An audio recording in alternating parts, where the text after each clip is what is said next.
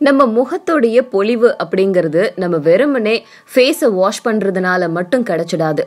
நம்மளோட ஃபேஸ்ல நம்ம சருமத்துல கண்ணுக்கு புலப்படாத இல்ல உத்து பார்க்கக்கூடிய அளவுக்கு இருக்கிற பிளாக் ஹெட்ஸ் அப்படின்னு சொல்றது அது கொஞ்சம் கொஞ்சமா அதிகமாயிட்டே போச்சு அப்படின்னா நீங்க என்னதான் ஃபேஸை போட்டு வாஷ் பண்ணாலும் உங்களோட முகத்துல பொலிவு அப்படிங்கிறது இருக்காது.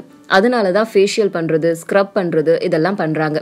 ஸோ இந்த பிளாக்கெட்ஸ் எப்போ ஏற்படுது அப்படின்னா உங்களோட ஸ்கின்னோட போர்ஸ் எல்லாமே கிளாக்ட் ஆகி அதுல டர்ட்டு, டெட் ஸ்கின் செல்ஸ் இதெல்லாம் உருவாகும் போது இம்பியூரிட்டிஸ் ஏற்படும் போது வருது.